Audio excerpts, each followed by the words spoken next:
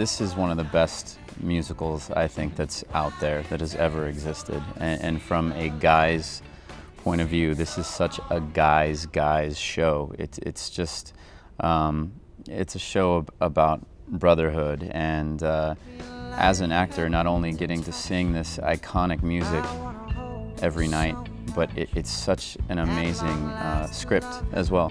We started way back in October, and we rehearsed for a week, just the four of us in the particular Jersey Boys, let's say, the Four Seasons, and we stood in a circle and sang to each other and learned how to create our sound. And then we had 5 weeks of rehearsal, 2 weeks of tech, 2 weeks of previews, and it's a long process to get the show up, and now we've been on the road for about 6 months.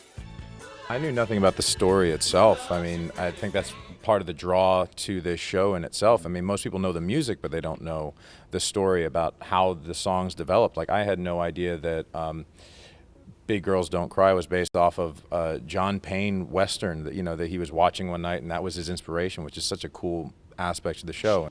The thing that you can say, though, that's amazing about both Frankie and Bob Gaudio, they were willing to take this story, warts and all, and just put it all out on the line. There's a lot of stuff that you will learn about these guys. I mean, involvement with the mob, in and out of prison. This is not something you might know about these four guys that were and still are one of the biggest, selling pop groups of all time. Begging you, put your loving hands out, baby. Begging you, put your loving hands out, baby. Riding high. What was it like to get to meet Frankie and the rest of the guys? I was lucky enough to go see him perform in Atlantic City. It was great to actually see and meet him afterwards. It's one of the great things about being able to have these great iconic people who are still around and still involved with the show. And so it's amazing to see him perform. I think the average person probably comes to this show and maybe without even knowing it, they know a good 95% of the music. And this music has been just so filtered into our culture for the past 40 years. I did know a lot of the music growing up. Growing up in the 70s in Southern California, every 2 minutes you would see a commercial for Nair with Bob Gaudio's short shorts, which is in the show. So Brandon, what are some reactions that you've gotten and you've seen being a part of this production?